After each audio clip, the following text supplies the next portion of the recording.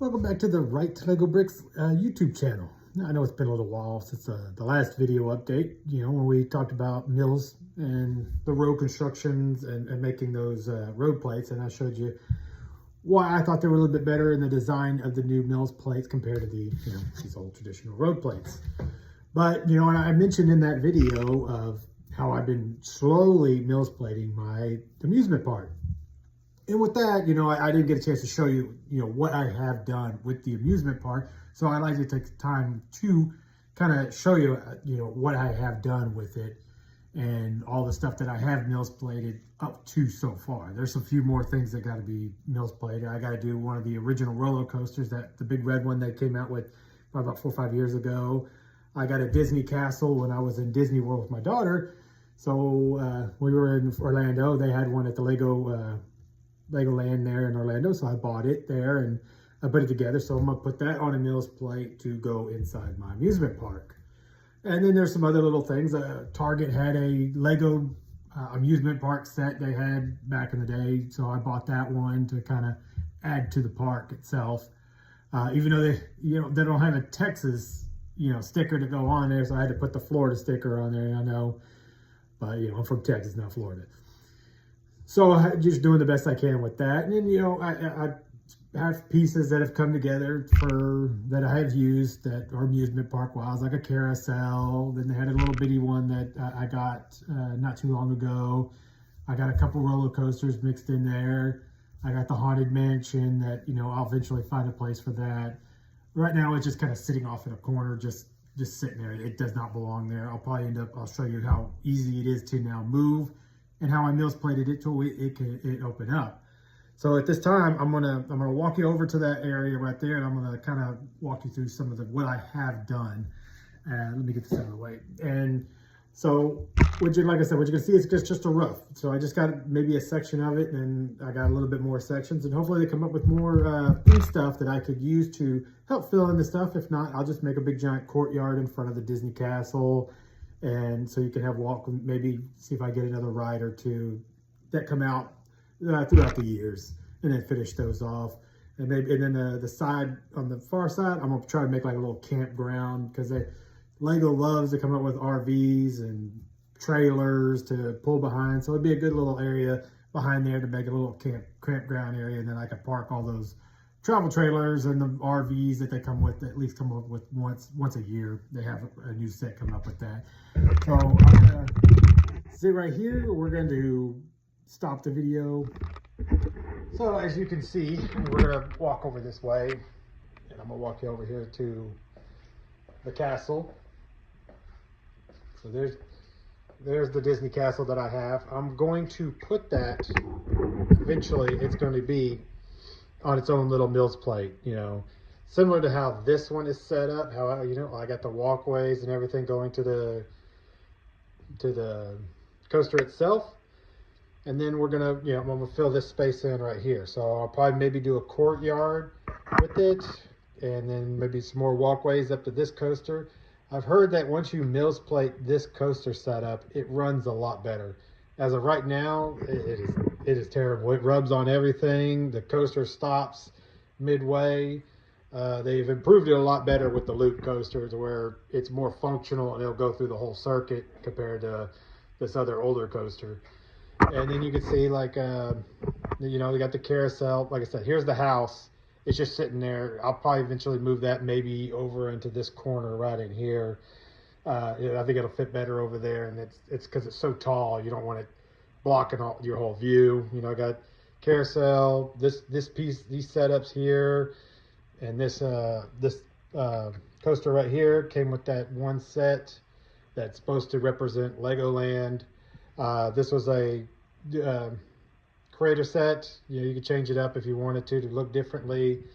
I got my own little Ferris wheel there. They had a bigger one back in the day, but this is the little bitty one that they came out with. This is another 3-in-1 creator set. It was a coaster. I found that it took up a lot of room, so I made it into the one that just goes back and forth.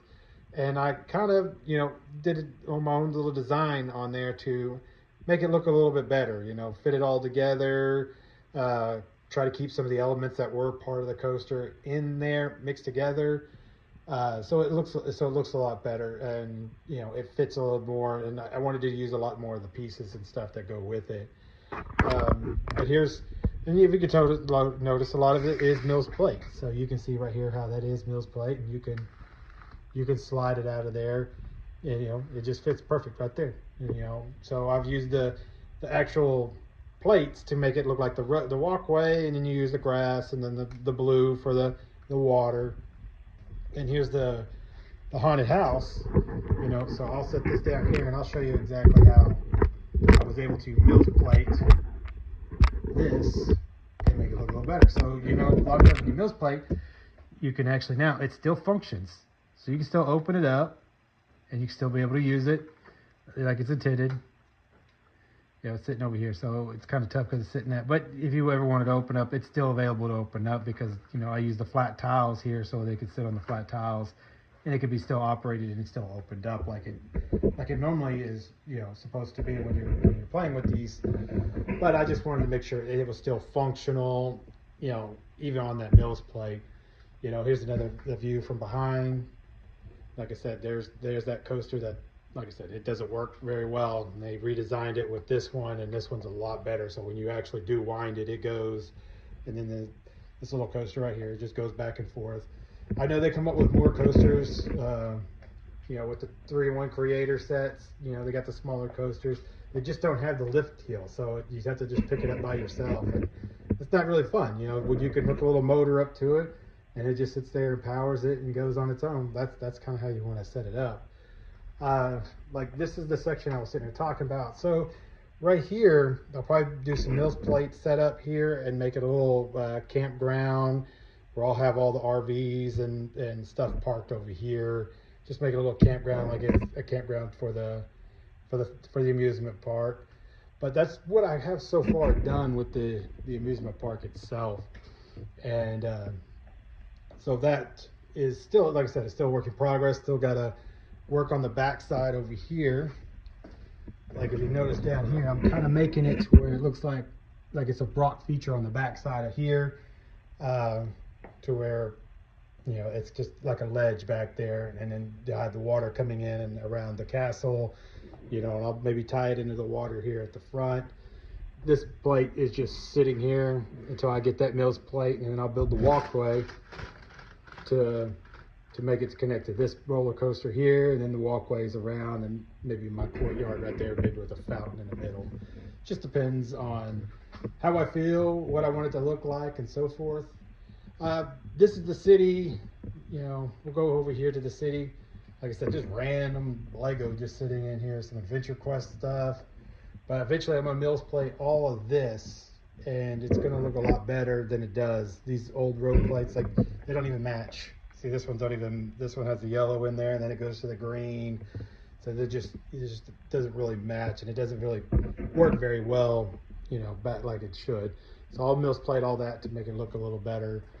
But that's, as of right now, that's what I have so far, and I just wanted to update you on that, because a lot of times, you know, like I said in the last video, I said, you know, I will show you that. So that's one of those things I wanted to show you.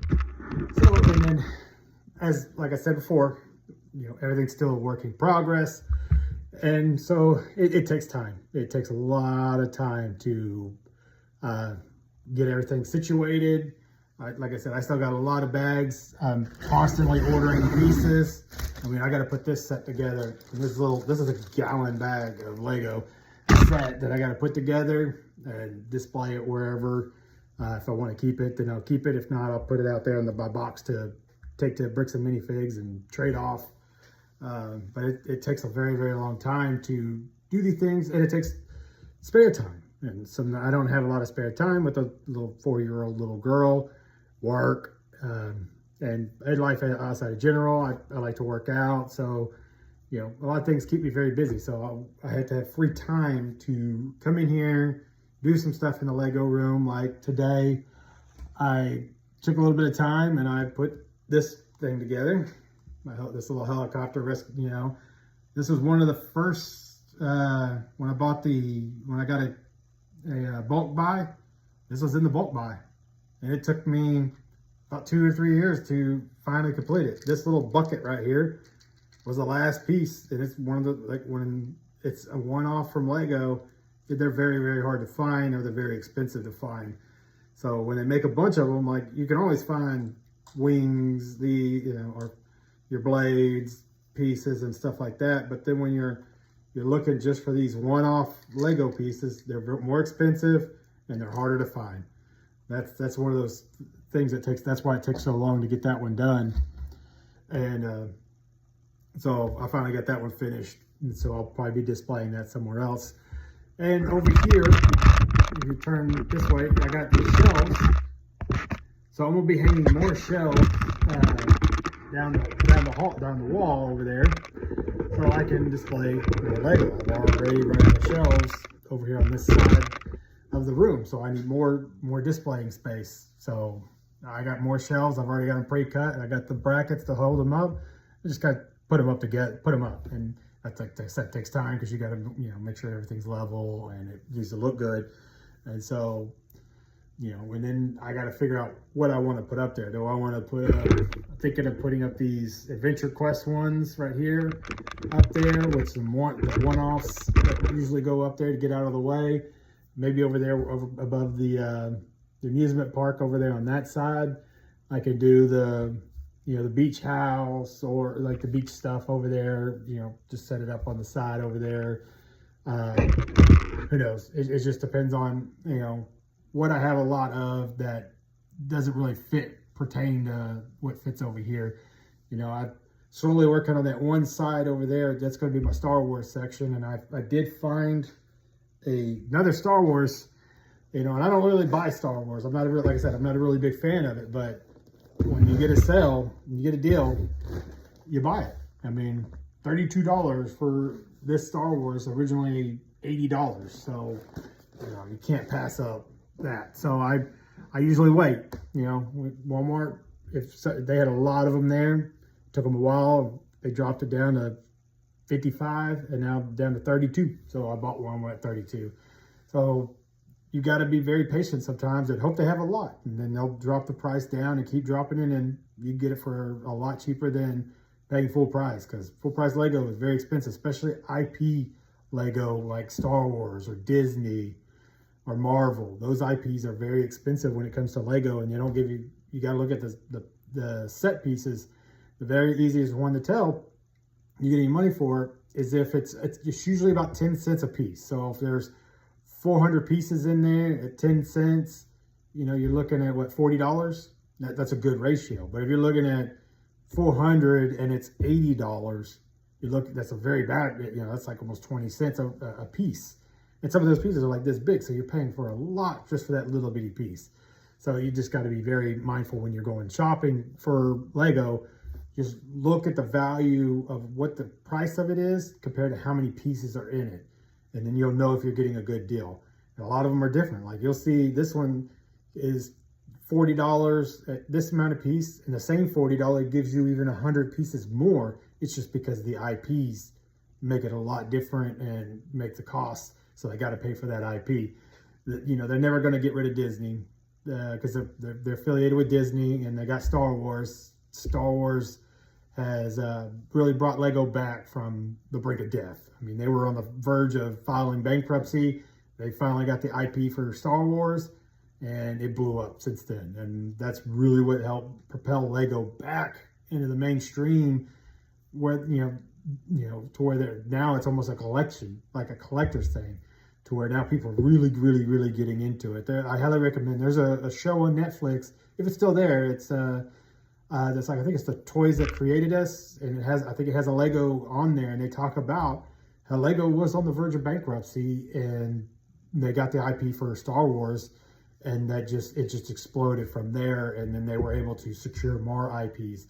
And then once Disney bought bought Star Wars, they were able to grab a lot of the Disney stuff. So then they could do Disney characters, they could do Indiana Jones, and they could do X-Men. They do a lot of DC stuff, Marvel.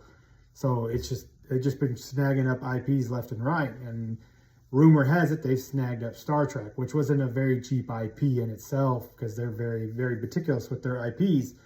So, that's why a lot of these one-off Mega Blocks picked up the Star Wars and did the Enterprise, and you can find some other ones.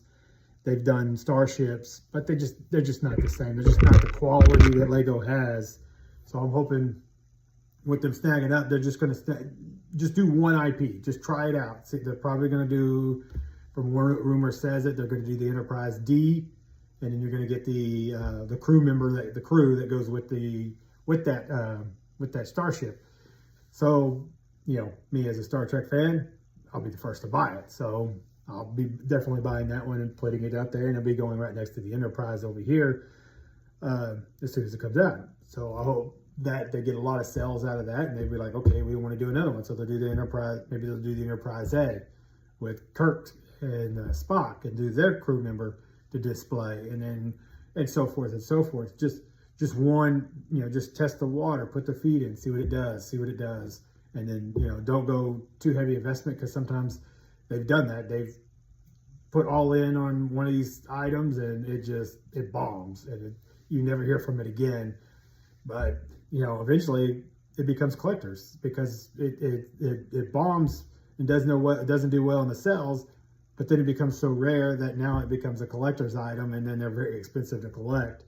So yeah, even though, because it's just so rare, and I got some of those pieces where, yeah, they weren't, the IP they picked up wasn't very good. The idea wasn't very good, and they bombed, they quit it, and now, you know, the resale value of those items are very, very, very, very nice.